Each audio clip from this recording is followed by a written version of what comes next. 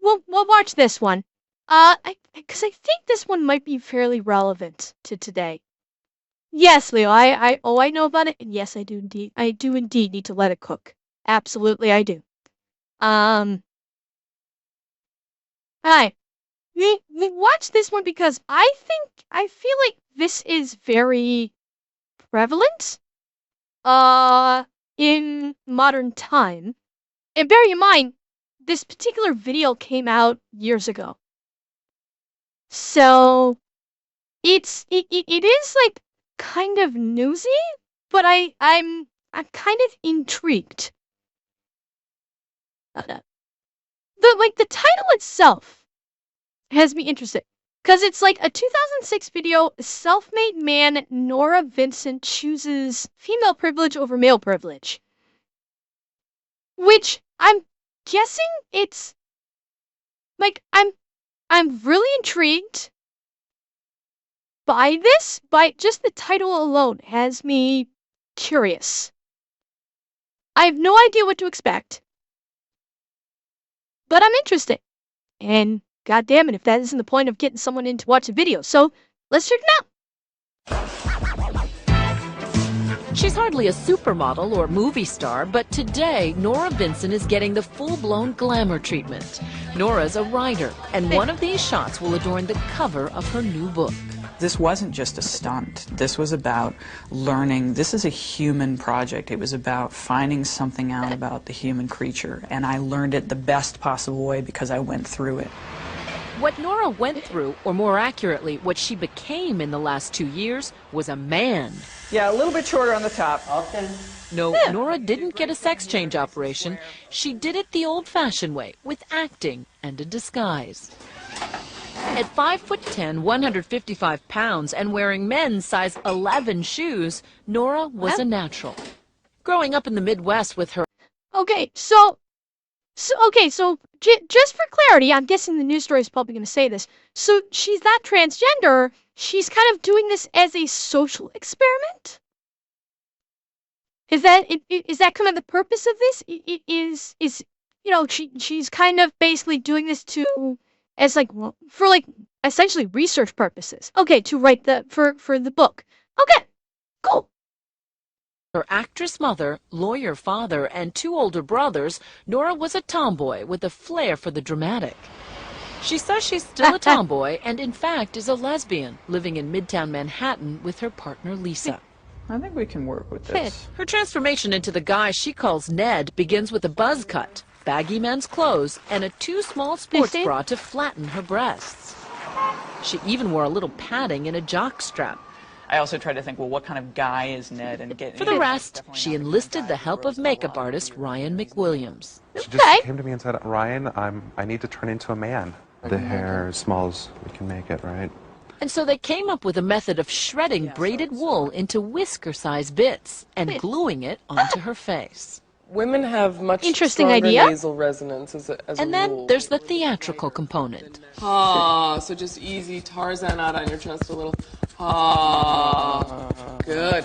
Juilliard voice teacher Kate Murray coached Nora for months on a program of movement, breathing, and speaking. I want you to be the best man you can be. All to incorporate some of the subtle and not so subtle characteristics of being a guy. Notice what men do. If they need to suddenly grab a taxi, hey, they just do that. Whereas women will ask for a taxi instead of demand one.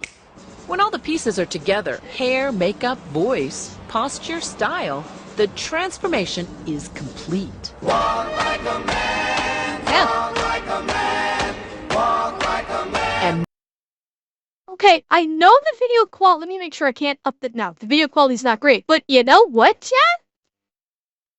That right there. Man, talk like a man, walk. Thick. If you saw this person on the street, you would think nothing about this. You would have no you'd be like, okay, it's a guy. Yeah, you would not know this is a woman. Having the too small sports bra to flatten up the chest, the padded shoulder, the jacket has padded shoulders. Is it? Let's see. Now, what we saw here, I don't think she had gone through, like, the transformation. Yeah, we're seeing her when she was still walking feminine. Let's see, let's watch again. Complete. Walk like a man, talk like a man, walk like a man. And Nora Vincent becomes Ned Vincent. Walk like a man. I don't know. Cortana's, granted, we were only seeing it from the waist up, so it's a little tough to gauge. The walk is not, the walk doesn't, let me put it this way, it doesn't scream feminine or walk in this guise. Yeah, if you were walking, yeah, if you were like walking down the street in a crowded city, you would not know. Eki, unfortunately the video quality sucks. It's from 2006 and we're only at 1040p. Maybe, again, Cortana's only seen from the waist up, so it is tough to get, a little tough to gauge. A little bit. And Nora Vincent becomes Ned Vincent. Walk like a man, fast as I can. One of these shots will be the second photo on the book cover. The book. Also, I will point out, I'm gonna point this out, because of events within the last 5-10 years, keep this in mind. You guys are pointing out, you can see it in the hip movements, the face gives it away, etc., etc. Bear in mind, first and foremost, this was done back in 2006. Okay? In 2006, we as a society are not hyper aware of this. For the last 5 or 10 years, because of what's occurred on a societal front, we, as are the current society in, at the very minimum, North America, is hyper aware of things like transgender individuals, the signs that you can see to say, hey, that's actually a man or that's actually a woman. They're just dressing up and looking like a man or a woman. So back in 2006, we did not have that hyper awareness as a society because it was not so in our face almost fucking daily. So back in 2006, I don't think that this person, that you would have been able to identify her as a woman dressed like a man or disguised as a man like you would today. No, Mike, I will disagree with that. We did know about transgender individuals back in 2006. We absolutely did, but it was not literally at the forefront of the public zeitgeist like it is now. That is the key factor. Is now, yeah, like now there is a hyper awareness to these telltale signs, either because it's shoved in our face by media, or because of personalities like fucking Finn, for God's sake. Finster is like, at least on the internet, Finster has brought the idea of transgender or cross-dressing, take it as you wish, but very much into the forefront. And people have become very much aware now of the telltale signs to look for. Not so much back then. And Hayden, thank you for the follow. Self-Made Man is out today and is about Nora's 18 months living as Ned. I wanted to enter male. Okay. There is the... Okay. This is her in her natural feminine form. And this is the masculine.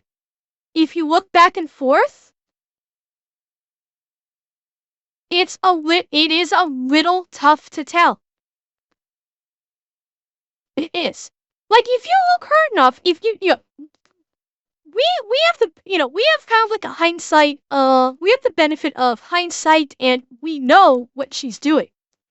If you just pass by someone on the street didn't know anything about them. They were a complete stranger, you didn't know backstory, and they looked like this when you passed them, you would not think anything other than, okay, it's just some guy. It would not spark anything. Really, yeah, no, this one, because this video was made back in 2006, so I doubt it will cover it. Spheres of interest and see how men are with each other. I wanted to make friends with men. I wanted to know how male friendships work from the inside out. Ned's first act as a newly minted male was to join that quintessential bastion of camaraderie, a men's bowling team. The only problem was she's a terrible bowler. I probably bowled before this 3 times in my life, and that was, you know, in high school when you do it with both hands, you know. So it was just insane. Wait. I never bathed with 2 hands in high school. Chat, how many of you bowled with 2 hands doing the between the legs thing when you were in high school? I never did that. Did you? I mean, when you're in high school, you're 15, 16 years old, but by that point, man or woman, you've developed enough strength to bowl normally. For me to walk into this place without any... And why didn't they just run you out of town when they saw how bad you were? It's an amazing thing because I think, I mean, that shows you the generosity that they had. It was the first of Nora's many surprises. She thought these guys from a working-class Pennsylvania neighborhood would mock Ned's bowling and reject him as a guy. But from their first meeting, they accepted Ned. The handshake was unbelievable. It blew me away the first time I shook hands with a guy, a strange guy. And I was amazed because you think of women, you know, we're so nice, we're so easy, men are so mean.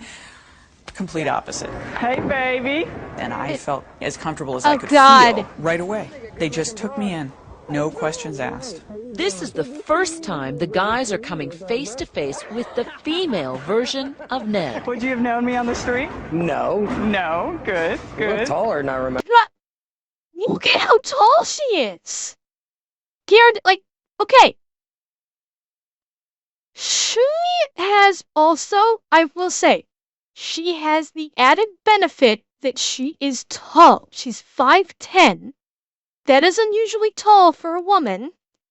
But she also has a very thick stature. Not like fat thick, but she's broad. She's tall, but for a woman, she's also broad. I know, Rafe, that's what Andrea was saying. I heard. Yeah, she's also rather broad, and that definitely helps with the disguise. And her voice is not lilted. It's not like a lilting feminine voice. It's on the lower register. So with some minor voice lessons, that also probably helped tremendously in affected. Like, she has a lot of facets about herself that lend to this experiment where she could convince other people that she's a guy. She's got the height, she's got the broadness, her voice is lower on the register. A lot of that is contributory to helping her with the illusion. Remember? Yeah, I know. You're shorter. What happened? Though they've known about Nora's true identity for months, How are you? Congratulations. this reunion is their first chance to talk about their friendship. But you guys had said there wasn't there that game that, you know, the person who didn't make it to 100 had to wear women's panties at the end of the season. And I thought, you know, I'm going to give you guys the shock of your life, and I'm going to wear The team had bowled together for 9 months, and gradually Nora gained entrance into the inner sanctum. She found that all the cussing and good-natured ribbing is just how men often show affection for each other. Way to go, Ned. Not Oh, wrong. yeah. Oh, my God, that's right. I forgot all about that. Did you know, based on watching her bowl? I mean, you know, the joke was she bowled like a girl. But Well, we had our suspicions that these guys did. I just maybe thought Ned was gay everybody or else. something, you know? Really? Yeah. Everybody has their own style. You know Right. what I But mean? my style was, I Her mean, style is this. Yes. A little different style. Near the end of the team's run, Nora decided to reveal herself as a woman. Nervous about how they'd react, she tested the waters with the one guy she was closest to. She took Jim out for a drink. So she sits you down, she's very serious, and she says, I'm going to tell you something that's going to blow your mind. And what did you say? So the only thing that will blow my mind is if you told me that you were a girl and that she was a guy. And she goes, well, you're half right. The she Jim's talking about is Nora's partner Lisa, who the team had met several times. Jim assumed they were Ned and Lisa, a heterosexual couple. But you didn't believe her at first. At first, well, I was still in shock. I said, how can this possibly, where would this come from? This is just a regular Monday night. I was out bowling having a good time a few minutes ago. Now I'm trapped in this bizarre conversation about your name isn't Ned anymore, Later, Jim told the rest of the team, who all took it well. What do you think Nora expected to find in a bowling alley full of guys? Yeah, I mean, Cortez, that's what I'm saying. Like, her physical characteristics absolutely lend to the illusion. She went in to this experiment with a lot of tools, effectively speaking, at her disposal to carry the illusion for her. I'd say probably the one or two things that she really needed to overcome in the end was her voice and possibly feminine mannerisms. Those, I suspect, I don't know if they're going to bring it up here, are probably the two things that gave her the most trouble, I'm guessing. Because her physical shape actually kind of did, allow for this illusion to probably not take an over amount of effort. Expecting to find like a bunch of guys just talking about women's private parts and a bunch of racists and, I think kind of that's what she came into this thinking. They really showed me up as being the one who was really judgmental because they were the ones who took me in, not knowing anything about me. They were the ones who made me their friend and, no judgments attached. That's not like you. What's wrong? Nora and Jim became closer friends once he knew that he was a she. Now Jim was willing to speak more personally and openly, like about his wife's cancer. Nora came to see that between men, intimacy is sadly lacking. There's a tremendous potential for tenderness. Okay. Guys in chat. And I'm reasonably, and I'm fairly confident a large chunk of you are guys in my chat. I think that's changed. Yeah, and Webster, bearing in mind this was, 18 years ago. But I do think that has changed in the last 18 years. I do think guys now in friend groups are able to open up about more personal stuff and express their emotions more freely. It depends on the environment. Okay. I like it's the idea that if you express your emotions to your friends as a guy, I think has changed pretty significantly. Once upon a time, I'm sure it was, why are you talking about your feelings? Are you a girl? They would rip them on that. And now in the modern era, I think that's changed pretty substantially. Okay, zip ties. No, that part I get. I'm not talking about like, opening it up to like strangers or even just casual acquaintances. That's not. I'm talking about like in your friend group. Within your friend group of people that you trust. Guys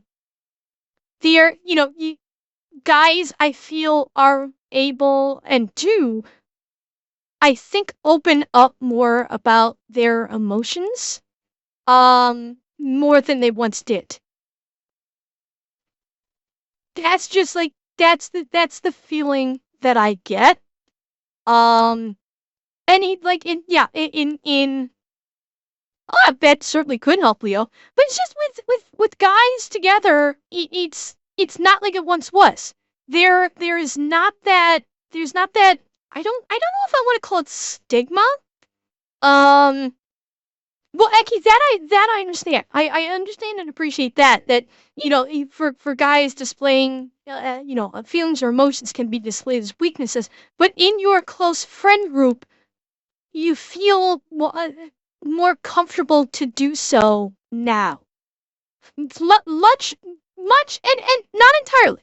Again, I'm not saying this is like with everybody. Of course, I'm not blanket statementing anything. But it seems like now guys they feel more comfortable opening up and expressing themselves within their friend groups more than they used to. Like there have been great strides in doing so because it is not as stigmatized and viewed as weakness within, the guys' friendships. It's viewed more as that individual trusts you as the friend to be able to open up like that. That's the feeling that I get in the modern day. As kind of like just as a somewhat generalized feeling, but it obviously not everybody feels that way. Between men, and I'm not sure that it's always realized, and it's terribly sad. Cracking the mystery of a boys' night out is one thing, but what about the explicit world of a man's True, Shadows sexuality? I appreciate really that. ran smack up against the difference between male and female sexuality is that female sexuality is mental. It's up here. And you know what? I'm gonna pause the video and address that, Hoseki, because I think you're correct. I think that is a big factor. That guys maybe are more comfortable opening up about their emotions with their small little friend group because it's not like they're not forced to do so. You don't have like a girlfriend or a wife saying, "Tell me about your feelings," and you're worried that if you do that, they're either gonna stomp on your feelings or they're just gonna think less of you because you actually shared your feelings. With guys, it's kind of like confirm for me. It's like an unspoken understood thing. We're not gonna force it out of you, but we are here for you to if you need me. If you need to talk, we're not gonna try and force it out of you. We're not gonna poke and prod you, but it's understood that if you need to talk and you need to express your emotions or your feelings, we're here to listen to it. That, Hoseki, I think you've got it bang on right there. That is probably what is changed. Is that understanding is there now. That unspoken understanding. Okay, Leo, have a good night. Yeah, exactly. And also the understanding that guys within your friend group won't take those feelings and stomp them on the ground or say that you're less of a man because of them, which is what what we've heard. A big complaint in relationships is that women say, "I want you to express your feelings," and then when men do, they say, "Well, you're not now. Now I don't think of you as a real man, so I don't want to have anything to do with you."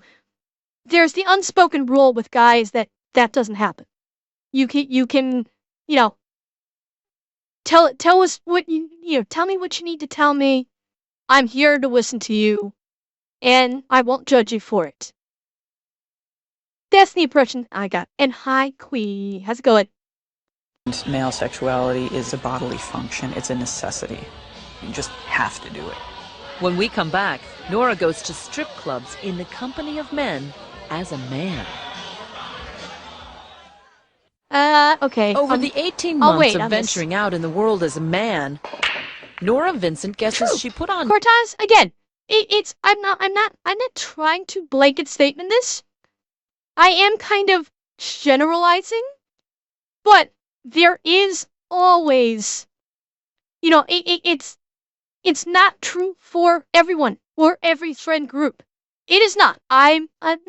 Don't misunderstand. I completely agree with that.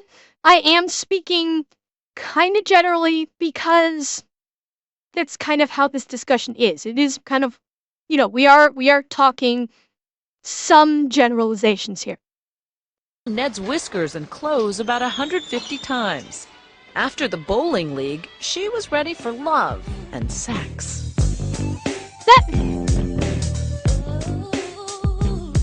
So You true, went to a couple Tanashi. of sex Yes. clubs. What were you trying to get at? Well, at first I thought this is sort of the quintessential guy thing to do, right? The bachelor party at the strip club.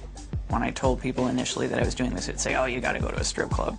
She says the clubs were obviously sexual, but once again lacking in intimacy, which leaves men emotionally frustrated. I saw the men there. I saw the looks on their faces. I saw them sitting alone, nursing their bourbon, and this is not about appreciation of women, of course. It's not about appreciation of their own sexuality. It's about an urge, and that's not always that pleasurable, really. These guys who...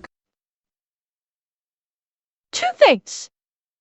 One, I'm sure she, let's not forget, she's a lesbian, so she probably enjoyed the strip club in a vaguely similar way as the guys did, because she's attracted to women. But women going to strip clubs is actually not uncommon. I've heard of plenty of instances where girls will accompany their boyfriends or perhaps even their husbands to a strip club and have a great fucking time.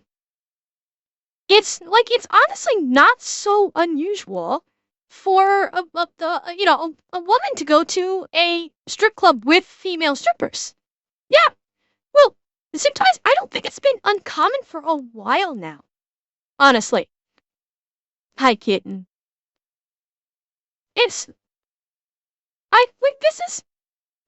Let's see, my wife and I used to go to strip clubs a lot when we were dating. We both even competed at amateur nights. Oh, Andrea, that must have been fun. That must have been so much fun. And a hoot. But yeah, exactly. Now, Andrea, point of note there, you are, within your situation is only slightly different in that you both find women attractive. What I'm referencing is women going to a strip club who may not necessarily be attracted to other women. They may not be bi or lesbian, but they still have a fun time with their significant others just because it's, everybody's just having fun versus I'm attracted to the dancer on the stage, and I want the dancer to shake her tits in my face and grind on me in a lap dance, which I don't even think they can do anymore. I don't even think strippers can physically touch you in a strip club anymore. But honestly, it was all about fun. Like for the last umpteen years, the whole concept of a strip club has lost some of its sexuality and is more about just fun and having a good time. And the strippers are kind of just there. Really. They are more entertainment in the purest sense of the word versus being like a sex object like they once were. That's the feeling I get when it comes to strip clubs, because for fuck's sake, you have porn at the click of a mouse these days. If you want to see a naked woman, you don't need to spend money anymore.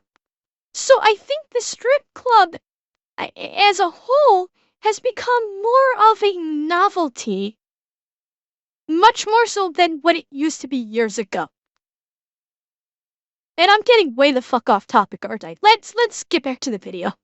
Go to these high-priced clubs would say, this isn't about pain, it's about pleasure. Men have had the tears and the emotional expression sort of pounded out of them from an early age, and so by the time they're men, they don't even have the vocabulary anymore or the emotional awareness to really say what they're feeling.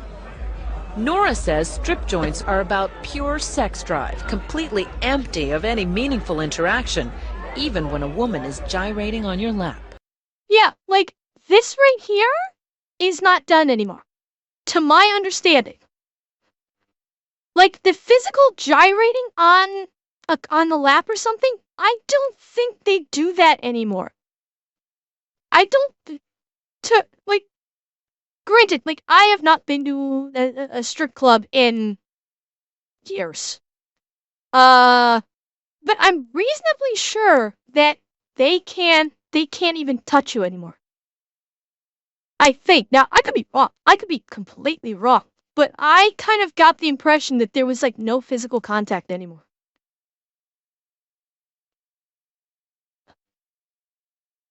Let's see, couples have known to do it, often use it as a primer for their date night fun. Hey, whatever works, Cortons. It depends on where you go and depends on the state. Okay. Fair point. You experienced a lap dance, you church. Oh, Falcon. That's nice. I mean, you know what? The strip club can be fun. Hi, baby Jeebus. We're talking about strip clubs. Haha, welcome. Well, Zeb, I don't know because like, now there was all. I'm pretty sure there was always a no contact in that the customer couldn't touch. The stripper could, the customer could not. Like if you had a lap dance, I think the customer had to basically just kind of like grip the legs of the chairs, and they could not touch. But the strippers, you know, they could like grind on you and slide up and down and do whatever, but the customer couldn't touch. Now, I'm not even sure if the strippers themselves can actually touch. Can they? Or is that one of those, it depends on the club or it's state by state? It couldn't get in due to his height, so he was already... What? Huh. Okay, so it is state by state. Okay, fair enough. But you're attracted to women. Were you ever aroused during any of these? I really ran smack up against the difference between male and female sexuality is that female sexuality is mental. It's up here. Whereas for men, Nora says, sexuality is, shall we say, below the waist. At its core, it's a bodily function. It's a necessity. Yeah. It is such a powerful drive, and I think because we don't have testosterone in our systems, we don't understand how hard it is. So it never gets cold? Well, okay. Counterpoint. Counterpoint to what she was just saying. What about women that go to male strip clubs?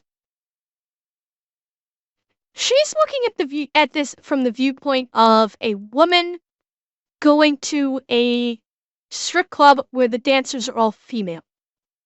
And for her as a woman, the attractiveness is mental with woman to woman. But what about women that are attracted to men that go to male strip clubs? Yeah, it's a whole different fucking story. Well, okay, Zeb, we're not really looking at like the, you know, amount of clubs, you know, how many male clubs versus how many female clubs. That's a completely different thing. I'm more talking about her saying it's all up here in, like, it's all mental for women, whereas with men, it's a very visceral, physical, sexual reaction. But you stick a bunch of horny women in a male strip club, you're gonna get the same fucking thing. You're gonna get the bow effect, okay? You put a bunch of women in a male strip club, you're gonna have at least a few of those women going, my ovaries hurt, I want this guy. So let's not fuck around with this one. It's the environment. It is 100% the environment that you're going into. And let's not forget, she also has a partner. Oh no, yeah, I take your point there. I absolutely take your point there, Zeb. I was just referring to like the reactionary of like she's talking about how with men it's like a visceral physical reaction, but with women it's all upstairs and it's a mental reaction. But there's two factors that that a big factor is my opinion. Number one, had started making his own costumes. Oh. Well, yeah, Cortez, I think a lot of male dancers had to do that. Am I wrong? Am I wrong? No, I am not. But there's two things with her that are not factors in. Number one, she's in a relationship. She's doing what she's doing as part of an experiment. So she has a completely different mindset going into a strip club. Yes, she's attracted to women because she's a lesbian, but she has a very different mindset of why she's going. She's just going to this in the first place as part of research. She's not going to this strip club for the reason of, I want to go see hot girls get naked and grind on me. And she's also in a committed relationship with a person that she loves. So there's not even a thought of like, okay, this person isn't giving me what I want at home. I need to get this at the strip club. There's nothing like that. So there is a very stark disconnect at play here. That is not being addressed. That, and again, I will again refer to all of the women that go to research. Well, baby Jeebus, I know that's the joke, but in this case, it is. Because the research did not begin at the strip club. The strip club was just another stepping point. But again, I refer you to the women at the male strip clubs that are screaming, my ovaries hurt like bow. And are gooning like crazy over the male strippers in their Speedos and G-strings, grinding their junk all over them. I guarantee they have the same reaction that guys do at the female strip clubs. For the same reasons. So, her rationale, I get it, but I still feel it's disingenuous in that respect. No, Rygat, it's I want to be bred. If you're gonna do the bow effect, it's I need to be bred. We don't have testosterone in our systems. We don't understand how hard it is. So it never gets cold where you back in Australia? Throughout the project, Ned dabbled in the art of picking up a woman. Where'd your friend go? We went with him to this bar wearing hidden cameras. This is my friend JC, I'm Ned. Nora was reminded that in this arena, it's women who have all the power. We sit there and we, just with one word, no, will crush someone. And the thing is, we don't have to do the part where you cross the room and you go up to a stranger and say the first words. And those first words are so hard to say without sounding like a cheese ball or sounding like a jerk or whatever else. And what do you guys do? Nora says the brush-off Barbara Jones gave Ned was typical. She was just sort of emblazoned with hostility. You know, just looked at you and you saw everything cross her face, which was, oh, God help me, not again. I'm trying to have a drink with a friend, and I've got to deal with you. Barbara was trying to dispose of Ned before her friend returned from the bathroom. Anyway, we haven't seen each other in a while, so we're just going to chill. I've got to head out to the office. But Ned returned and told Barbara the truth about her gender. You're saying you gave us all the lines, like, try to get rid of us. I see it, and as a woman, I have such sympathy. I'm like, oh, I hate being this guy that you're trying to get rid of. You know? Talking to a woman, Barbara seemed more open and friendly, and in the end, actually apologized for how she had treated Ned. And there's the disconnect. When she thought this was a guy, it was the, oh God, what is this guy doing? I want him away from me. But when it's revealed I'm actually a woman, this is all set up, I'm doing an experiment, all of a sudden it's like, oh, you're so neat, oh, let me talk to you, oh, I'm so sorry for the way I treated you. But you weren't sorry when it was a guy. And yeah, it has only gotten worse. You're absolutely right, being Divas. It has gotten worse. Because now women will not hesitate to basically just, you know, haul a guy down to the carpet just for saying hello. Like what we saw in this video was tape. Now you approach a woman and you just say hi, and they will instantly, and some will instantly just start breeing. Yeah. But again, we do have to take, we do have to take into account it is 2006. And things have changed, as we've all been talking about. Yeah, nowadays, like, this is indeed tame. But even back then, one of the key takeaways here is men were still doing the majority of the work. They were the ones that had to approach the woman. They're the ones that had to have the slick opening line to get their interest. There was still, the onus was still on the guy. You did not often get women that did the approaching. And that, I think, that's one part of the takeaway here with this experiment, is that guys still have to do a large chunk of the work when it comes to dating or when it comes to the courting.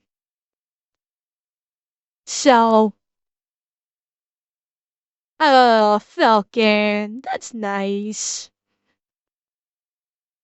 Yeah.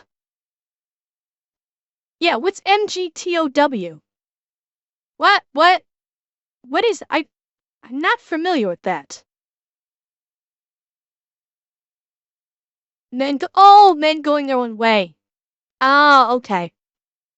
Well, yeah, it's, yeah, the way women have treated men have shoved them away. And, that kind of goes into why men, I've never heard it referred to like that. I've just basically, it's like men have no interest in dating anymore because they don't want to deal with the drama of many women that they might encounter. I've just never heard the expression. Well, okay, yeah, I mean, we will get on that. That's like, Andrew, that's like something incredibly, that's something even more worse. That's a level of extremity that we're not even gonna fuck with because it is an extreme thing. And honestly, it's attention seeking. Flat out, I'll just say it right now. That is just pure attention seeking and is not, with regular dating with women not of that variety, it's still bad because of the dramatic bullshit that, the entitlement, the double standards, etc., is bad enough without dealing with people going to extreme, attention-seeking behavior like that. It's still bad, even without the attention-seeking. So sorry for being bitchy. Please. Does that kind of living in the skin of a man in the bar scene, in the dating scene, give you a different kind of respect for men? It gives me a certain definite sympathy. And I don't mean that there's any disrespect, but it just makes me understand what's going on. So she's still not sympathetic. She understands, but she's not sympathetic to what a man has to go through to try and court a woman. Interesting. Nora, as Ned, also went on about 30 dates with women, mostly arranging them on the internet. It's actually, that's kind of what I was getting to, without actually saying it. That's why I was saying she understands, but she's not sympathetic. Yeah. Well, yeah, exactly. She has someone at home already. Yeah. And Daedalus, yeah, pretty much she did. Did you have any fun? Rarely. It was just an pretty ordeal. Unpleasant. Yeah. She says the pressure of Ned having to prove himself was grueling. Nora was surprised that many women had no interest in a soft, vulnerable man. My prejudice was that the ideal man is a woman in a man's body. And I learned, no, that's really not. There are a lot of women out there who really want a manly man. Ultimately, not according to modern day media, which, no, I know is bullshit and don't believe what they say. The majority of normal women in this world still want a man who acts like a man, but is not, completely closed off. That's, let's not mess around on this one. Like, women do want a man who is a man and is basically not just effeminate, but they still do want, they still do want men to be able to talk to them, to be able to express themselves. Unfortunately, there are a lot of women who will use that as a double-edged sword and basically turn that against them. I know it's still there. A lot. Unfortunately. That they'll say, I want you to share your feelings, and then you do, and then the woman basically uses that against you. And yeah, and it's exactly well, that's what I was referring to with the drama bullshit. And it's why, once upon a time, it was supposedly it was women who couldn't trust the man. I think the typical thing was they couldn't trust the man to stay faithful to them or something like that. Nowadays, it's the script has been flipped. Men can't trust women anymore because they can't trust them not to cheat because women are cheating just as much, if not more, than men these days. And number two, they will emotionally blackmail the fuck out of you if you reveal anything personal. That is a fear that I know many men have. That if they expose anything personal, if they try to even be even the smallest bit vulnerable with someone that they at the time trusted, there is now a fear that that's going to be used against them in God knows how many ways. And men are like, fuck that shit, I'm out. That's why they're like, I'd rather hang with the bros. No, and Cortez, I wasn't saying the cheating was the deepest cut. I hate to say it, but correct me if I'm wrong, guys. It's kinda sorta almost expected that a woman might cheat. I don't know if that's true in the male mindset right now. Well, I wasn't even gonna go that far into Gillian because that's going. We're dealing with societal and we're staying away from legal. That's all. I mean, we could go so much deeper, but there's only so many hours in the day, so I didn't want to go off on too much of a tangent. But yeah, it's if I'm, guys, you tell me if I'm wrong. I think that there is an expectation in the generalized male mindset right now that a woman's gonna cheat on her man. It kind of felt like the norm. Or they're gonna do it in a way like, oh, let's have an open relationship. It's nowadays, women don't flat out cheat. They'll kind of do the manipulation thing by saying, I want to get into an open relationship to spice up our relationship or our marriage. Though it's done in a more tricky way, I suspect. Yeah.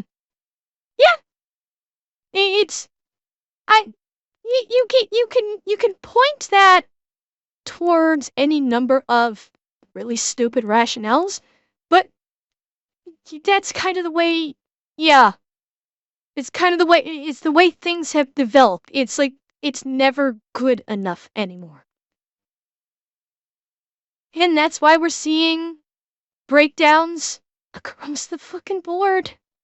And, well, no, Atsunashi, from what you've said, in the Discord and everything like that, you are one of the fortunate ones that found someone that is wonderful. And I know you cherish your family every day, and they cherish you. And for anybody who's in a relationship like that, remember how lucky you are. I see it more as if Will Smith isn't safe than what chance do I have cheer 100. Well, Revan, I'm gonna say this. Never, ever, ever, ever hint a movie star as an ideal for your relationship. Don't do it.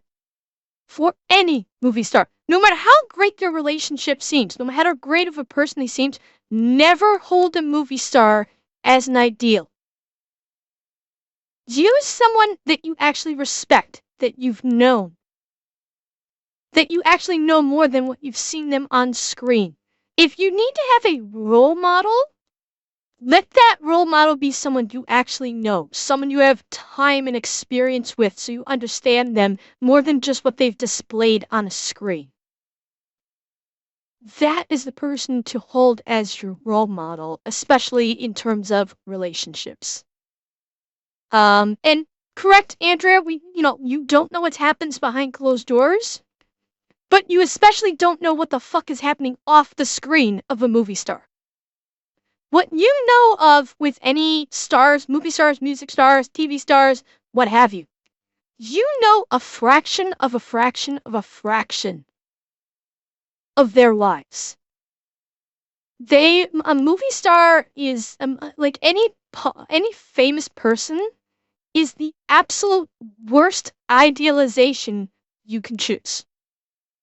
If you want someone to inspire you, if you want someone who you can look up to as a role model, choose someone who is not leagues away from you, above you in terms of status. Choose someone whom you know on a more personal level. Because then you will know more. You have a more well-rounded picture of them. And you will know, is this the person that I kind of want to aspire to be, because I know more about them. I've seen more facets of their life. I have a much clearer picture of the type of person that they are. So yeah, don't make a famous person your idol, because point blank, you don't know who the fuck they actually are, no matter how much you think they do. And The Abyss, thank you for the follow, by the way. Ned told most of his dates that he was Nora. Many of the women reacted angrily, but usually just for a little while. Some women wanted to continue the relationship. They remained interested in pursuing something further, so whereas... Sexually. Yeah, and that was heterosexual women who, that's what I'm saying. It's all up here, because they said, well, we connected, and there's something, I really like you, and I don't care. How many guys would do that? That's the difference between male and female sexuality right there. Nora says she found differences not only in sexuality and intimacy, but in every walk of life. I'm in the market for a car, and take, for example, shopping for a new car. Going in as Nora, the sales pitch quickly becomes flirtatious. Any guy that gets in is going to feel like, okay, this girl's... I want to date this girl just for a car. Well, I didn't say that. But going back to the same salesman as Ned, the tone was all business, and the talk was all about performance. They have the 3-liter Duratec V6 engine. And in the end, a personal touch for Nora the salesman would never have offered Ned. All right? Thank you. You're welcome. Again, okay, we are showcasing just societal norms here. That it's what? Yeah, Baby Divas. I mean, that one. Okay, so we are dialing back a little bit with the dating thing. I suspect it's not about blatant manipulations. It's like, oh, this is interesting. I'm interested. Because I'm sure Nora explained to her it's an experiment, but it probably wouldn't be considered blatant manipulation, but it's like, oh, this is kind of interesting. You're interesting. Well, I mean, Ravens, again, 2006, that kind of thing was still more common back then, even though, probably many women did not like it. And that has been, people, we have, from a societal standpoint, moved on where that is not done anymore. That's one thing that I see as a positive that we as a society have moved away from, with the casual, intimate touches by a stranger, like your fucking car salesman. Thankfully, that is something that has, gone away. We have been able to move past that, because I do know that that kind of thing has made a lot of women uncomfortable in, like, the early aughts and before that. Yeah. Thankfully that has gone away. But in terms of, like, how the car salesman was talking to her, reacted towards a woman versus reacted towards a man, again, we only got part of that conversation. Because most women, not all, but most women who go to buy a car are not interested in what's under the hood. They present a different mindset in the conversation with the car salesman. They're asking you about the safety. They're asking maybe about the mileage. They're asking about the trunks, about the space and stuff like that. Whereas many guys will ask about the power of the vehicle. So yet, we didn't see a large chunk of that conversation between her and the car salesman in either format. So that one is a little, again, it feels slightly disingenuous because we were not privy to the conversation, and it, like, based on the way that the video footage was chopped up, it almost feels like, surprise, surprise, the media was trying to push that stereotypical interactions in that kind of industry. In Nora's final months as Ned, she upped the ante, infiltrating all-male inner sanctums. But after 18 months of deception, she was unraveling, and the play acting at a men's wilderness encounter group would begin to scare her. One guy had chopped up a log pretending it was his wife. So I thought, great, we're going to have axes and knives. So I was terrified. Having survived strip clubs, dating, and a bowling league, Nora Vincent wanted Ned's last days to be among men only, in private and intimate surroundings. Nora, a lapsed Catholic, thought the cloistered inner world of a monastery would be ideal. Okay, I need to back up to where she was at this thing here. Hang on. She was unraveling inner sanctums. But after 18 months of deception, she was unraveling, and the play acting at a men's wilderness encounter group would begin to scare her. One guy had chopped up a log pretending it was his wife. Okay. Now this is pissing me off. She went to a wilderness. This is painting a I'm starting to get pissed now. This segment right here is painting a picture that more than just that one individual who was clearly having issues. It's like, by putting in the video in this context, this report is broad stroking the fuck out of men, saying that the majority of men are unhinged. Like, okay, you have one guy who's chopping into a log. She's claiming that he was pretending it was his wife. Atsunashi, correct? Context fucking please. And, like, this guy, if this guy really was, if this guy really was, like, chopping into a log pretending it was his wife, he obviously has some issues in his personal life. This one guy. But this report is making it seem like this is a quote-unquote guy thing. Like, fuck no, it's not. You and I but all know that it's not. That it's this one individual, if he really was chopping into a log pretending it's his wife, because I would fucking love to know how she came up with that one. Did he actually say something while he was chopping into this log during this wilderness retreat? Or are you just suppositioning that he was treating it like his wife? There is no fucking context to that statement, and that pisses me the fuck off because that is a statement against that individual and against men that you are making that there is something unhinged there. And I do not like that. Yeah, but again, context. Without context to this, you are just rage baiting. Or you are just like content baiting.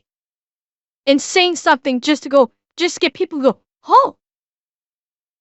Unless you have context that, I don't want to fucking hear it.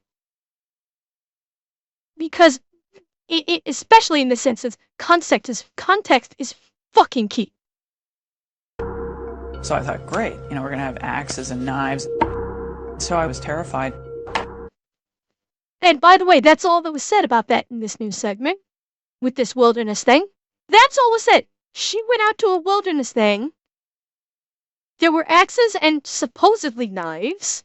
One guy was chopping a log supposedly because he was pretending he was chopping up his wife. Again, I find that I think that's a little bit of bullshit. And that's all we get.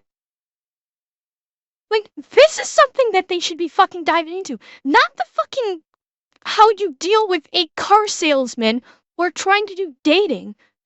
This is where they needed to do like a 5-minute segment on it. But no, it's literally a 20-second thing of men were going crazy at the wilderness. And they were chopping up logs pretending that they're their wives and they've got axes and knives and I'm scared. Oh, fuck you! Unless you can come up with more than that, I'm thinking you're full of shit. I'm sorry.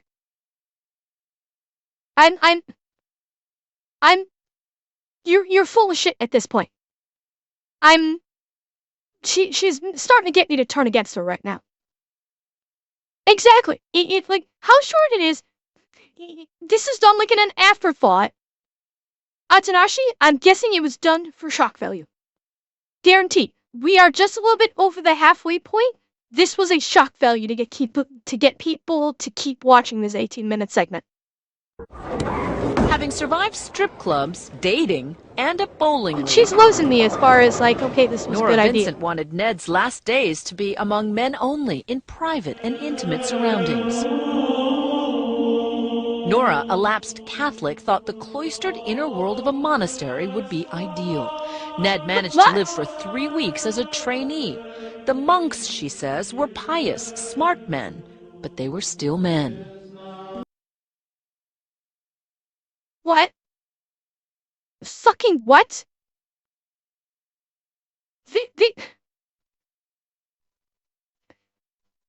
This is how you're going to conclude your experiment into living life as a man.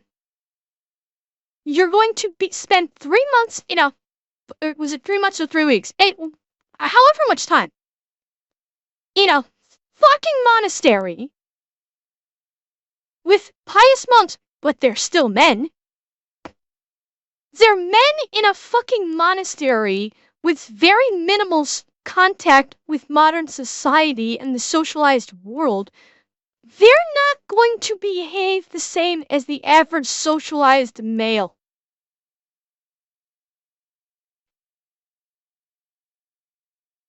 On what fucking planet does this woman think that this is a good gauge of men in modern society? Because this is a social experiment. Okay, let's let it go. Let's let it go. Typically male. What do you mean by that? The breakdown in communication. Cheer 100. Can we slowly go over the credits? I want to see who made the scripts and editing. There may not even be credits, Gorthor. The need, the desperate, the breakdown in communication, the need, the desperate need for male intimacy and the lack of ability to give it, really painful. Nora says the monks were hostile to her feminine side. She says she was ostracized because of the monks' assumptions about her sexual orientation. Ned was really at the center of it because he was an effeminate man, and many of them thought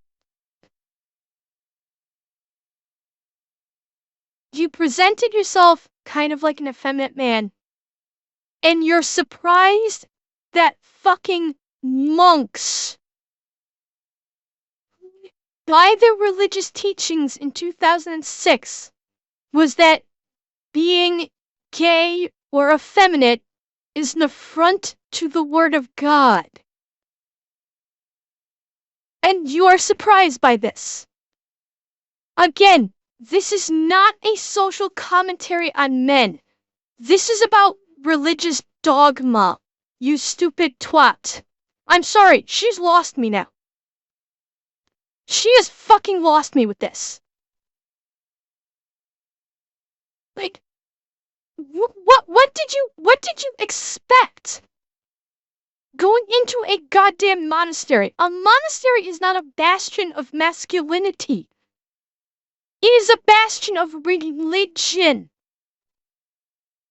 This doesn't work. Cheer 100. Just a reminder. We are only seeing a 20-minute news segment. We don't know the details she actually wrote in her book. That is a fair point, Seth. That it is. But this is what we have to work with. I can only work with what I've got here.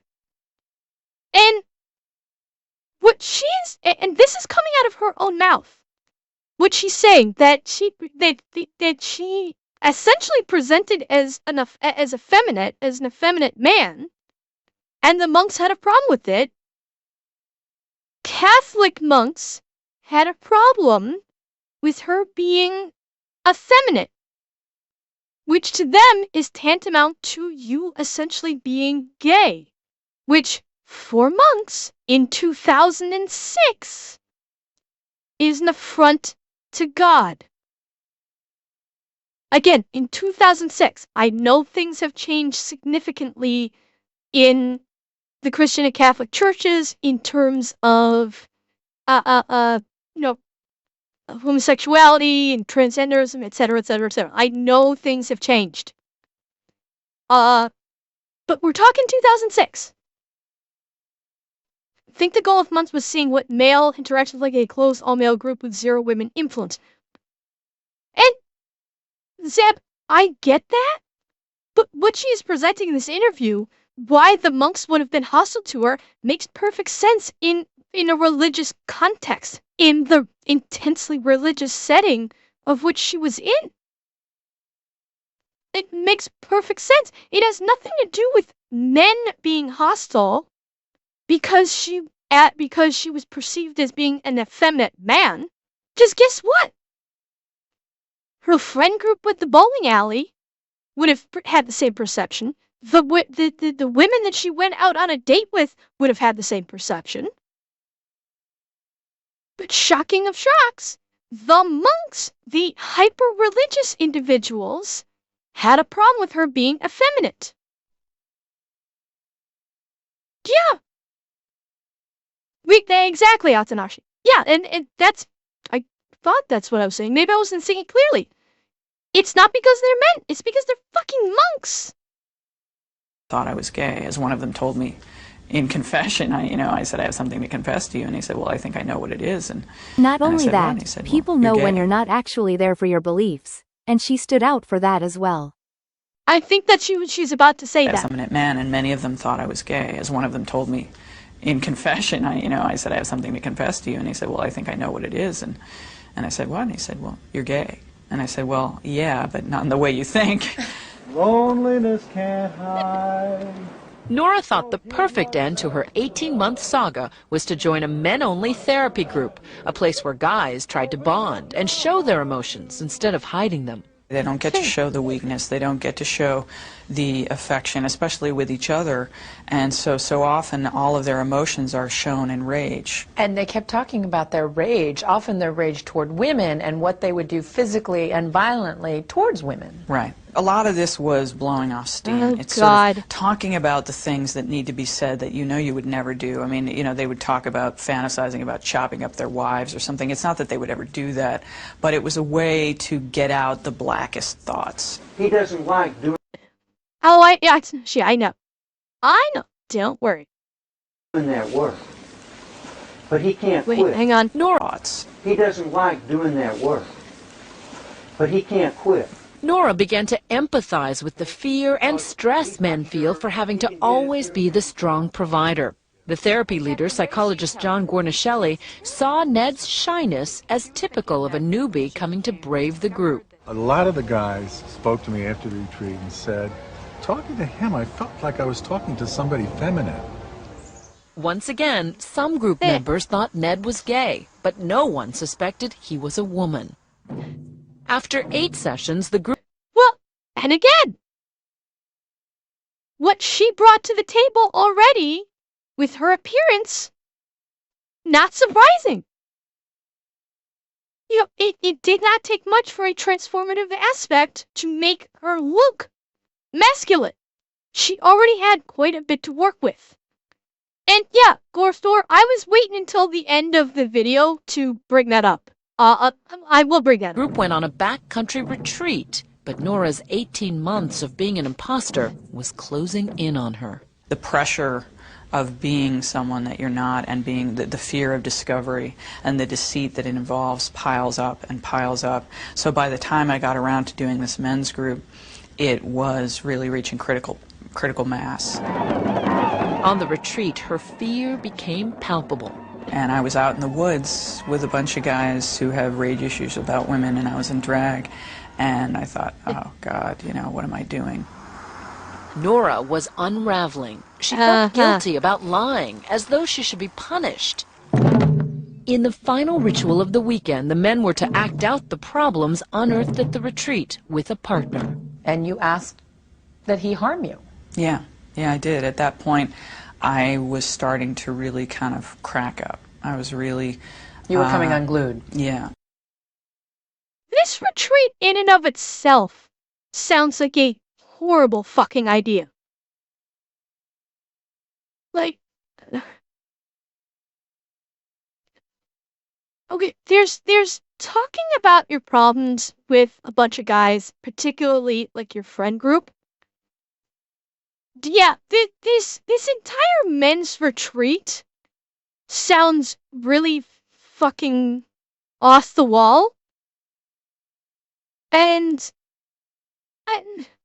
it sounds like an organization preying upon men's insecurities. It's like they're gonna charge them a couple $100 to supposedly, like, bring them, I don't know, back to nature, because that seemed like it was a Native American thing that they were doing. It sounds like sketchy as all fuck. It sounds like the same shit that Boogie kind of went for when he hooked up with that guy who gave him magic mushrooms for him to just like trip out. But here's the other thing. Why would she, in this experiment? No wonder she's feeling like shit. She went to a men's retreat for men to express themselves. She didn't have any of those problems. She was basically a pretender. And what happened is her fucking conscience reared up and said, "Sweetheart, you're invading upon someone's space that you shouldn't be here." That's what happened. She got a crisis of consciousness. Because her conscience was telling her, these guys are trying to work through their issues here, and you don't have them. And you're invading. No, her name was not Marla Singer. Her name is Nora Vincent. It's her name right there. So you were asking this guy to cut you? To cut me. So self-mutilation is very much a female thing, and I think it was my way of paying the penalty for what I felt I had done. Nora.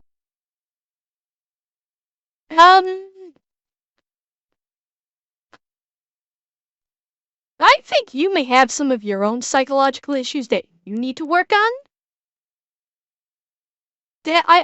I'm sorry. If you're gonna go to this men's retreat and you're gonna try and get some guy to cut you because you feel you deserve punishment and that's how you should perceive it,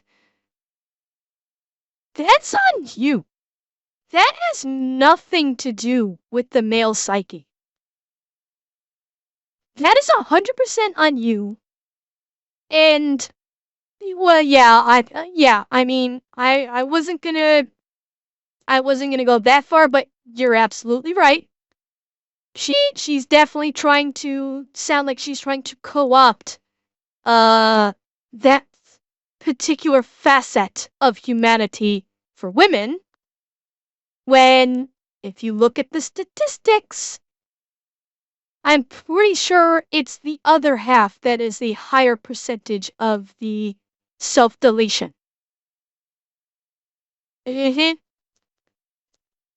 she could have been just referring as to, again, she could have been referring to self-harm, not self-deletion. Yeah, and Seb, you're right. That's where I was just going. There is a difference. There is absolutely difference there, where it's harm versus deletion. So there is that very strong distinction. However, if she had the urge to self-harm at this retreat, that speaks to a whole different that speaks to a whole different issue that she needs to address. And yeah, well, it's actually like it's not. It's I don't think it's a question of. We're quibbling over some phrasing here. The way I perceive the harm is where you don't actually wish to self-delete, but you wish to inflict pain upon yourself as some kind of penance. That's how I think the best way to put it is inflicting pain and injury upon yourself as a form of penance is more ascribed to women, whereas actual self-deletion, the ultimate version of this, shall we say, is higher in men. I think that might be the best way to differentiate. Yeah, and I think like maybe I was not probably perhaps being quite clear on that. That's how I'm viewing it, is self-harm as in self-pain infliction, not self-deletion. So, yeah. Nora was not harmed physically, but she continued her emotional descent, and a week later checked into a hospital with severe depression. Identity, she concluded, was not something to play around with. When you mess around with that, you really mess around with something that you need that helps you to function. And I found out that gender lives in your brain, and it's something much more than costume. And I really learned that. It took her 18 months to figure this the fuck out? Seriously? Yes, gender resides in the brain. The entire human experience and personality lives in the fucking brain. When someone says, I mean it from the heart, that's an expression. Nobody actually thinks that love comes from that sack of meat in your chest pumping blood throughout your entire body. Everything about the human experience and condition comes from the brain. The hard way. Nora says she's healed now and glad to be rid of Ned, but her views about men have changed forever. Men are suffering. They have different problems than women have, but they don't have it better. They need our sympathy, they need our love, and they need each other more than anything else. They need to be together. Do you think women understand what it's like to be a man? Not at all. No clue. No idea. John Guarnaschelli thinks Nora's conclusions that men are just as emotionally vulnerable as women are important and will be taken seriously because they came from a woman. I said to her, this is going to be revolutionary because it's been looked at as though men were the perpetrators and women were the victims. This is not. You know what, chat? This is not revolutionary. I'm reasonably sure shit like this has been done before. Both as experimentation and in the fucking movies. She's honestly not breaking new ground with this. The ABC News channel here is presenting it like it's breaking new ground. It is not. This kind of thing has been talked about in in psychological studies, anecdotally, just in conversations, in films, years before this woman even started her experiment. This is not new. I can appreciate the fact that that she's, we're concluding it with that, women don't appreciate what men go through. Men need to be presented with respect and understanding and can, acknowledge that they have, heightened emotions and vulnerabilities just like women do, etc. I can appreciate that. But let's not fuck around with this. This is not new. This is something that has been around for years. The knowledge of something like this has been around for years. It's the simple fact that society knows about it and chooses to ignore it. And instead chooses to go in a more self-serving manner. Because that's what society is. Society is self-serving. And now, one last identity switch. Warnacelli has never come face-to-face with the real Nora. Hi, John. I'm Nora. Hi. It's Wow. Bruce teaches, so we can never come to the meetings. So. And both John and Nora are happy she is a she. The irony is not lost on Nora that it took a trip into manhood to help her appreciate her own femininity. I'm so much closer to myself than I ever was, that I really like me. I really Probably like Alex. being me, and I really like being a woman. Did you like being a woman before, Ned? I did, but I like it more now, because I think it's more of a privilege. That's perfect right there. That's awesome like that. Nice. Yeah. But, yeah, Gore, what you were saying before is I'm very disappointed by the fact that there was no exploration in terms of work. They went a purely sociological route and didn't do occupational. I meant my earlier example as a perceived concept of ideals rather than literal. Sorry for the confusion if it didn't translate well. Cheer That's okay, 100. This was a subject matter of it is a very passionate. It was a subject matter that brought out a lot of passionate responses. Yes. And Atanashi, I agree. That's I think all of us can agree. This video got us all fired up for a variety of different reasons.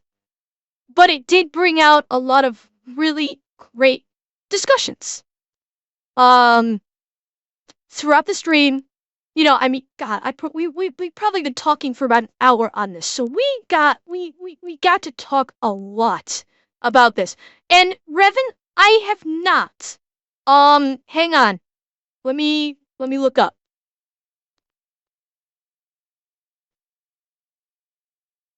Let's see what happened with her.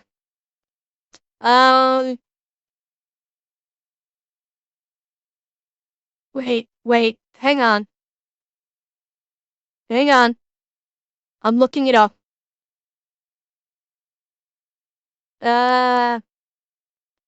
Let's see.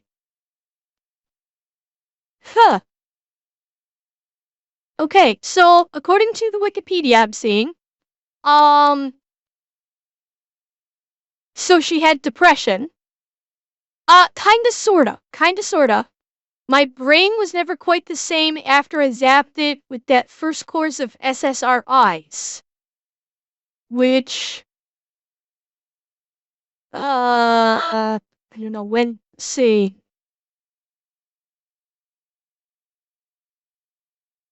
Okay, so apparently she was an inpatient, so apparently she spent some time in the hospital for mentally ill.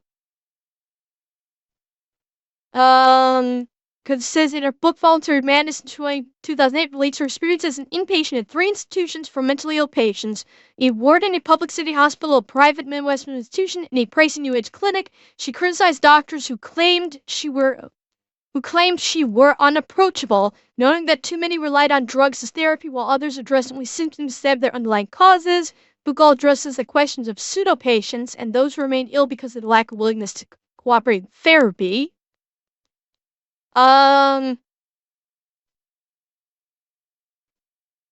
Okay, this should be interesting. So, she's described as a libertarian who was critical of postmodernism and multiculturalism. She did not believe the transgender people were the sex they identified as, leading her to be accused of bigotry. She wrote, signifies the death of self, the soul, the good old-fashioned, indubitable I, so beloved. So she hated trans, so she was anti-trans. And my brain was never quite the same after I zapped it with the first course of SSRIs, which is antidepressants. Due to her experience as a man during the making of Self-Made Man, she ultimately had a depressive breakdown, leading Vincent to admit herself to a locked psychiatric facility, stating it was the high price she paid for the burden of deception of a separate identity for trying to hold two gender identities in her mind, and she passed away due to assisted unaliving at a clinic in Switzerland in 2022. So, that brings up a big question in regards to all of her research, because she went into this, she was a mentally unwell person. Whether or not this mental unwellness was before or after she did this book, I don't know. But that is possibly Revan, or possibly the damage was already there and the experiment exacerbated it. That's also a possibility, because she only went into the hospital. According to this, she only sought psychiatric care after she did this experiment. So I don't know. That part I don't know about, Zed. But that part's immaterial. Honestly, she received a lot of hate from women's groups. That part's a little immaterial. Robespierre, I'm inclined to agree that the damage was already there, and this experiment that she went on exacerbated it. Rafe, I can certainly appreciate that too. I mean, after what I think happened is after she went through this experiment,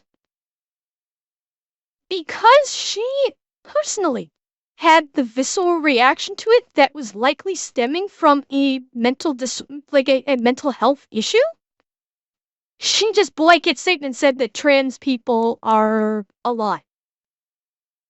And so basically she allowed her mental illness to direct her opinions. And so again, you can basically take her entire experiment with a grain of salt.